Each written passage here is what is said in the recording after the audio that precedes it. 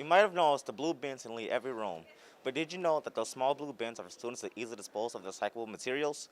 I'm here to find out what students have to know and say about those little blue bins.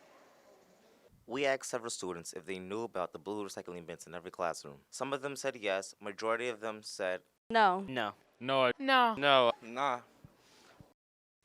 even though most students did not know about the blue bins. They did say that they do still recycle. I recycle because my parents do it and they like got me into it. Like they always tell me to recycle. And also it's like I think it's good for like the environment to recycle. So yeah.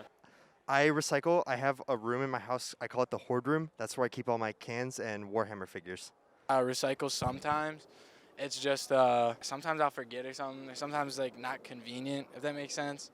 It's just I try when I can to do my best. But yeah, I mean I think it's great you guys have something like that at the school. So go green. We got some help to explain to students what does and what does not belong in the blue bins.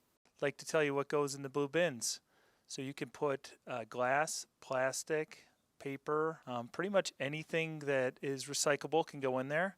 What we do not want in there is anything that has had food inside of it. We welcome glass and plastic bottles, but they should be dumped out in the garbage can or down a sink before you put those in there. So before you sell something in those blue bins, you just take a moment to think about if it belongs there. At John's South High School, this is Marquis Thompson with the Blueprint News Network.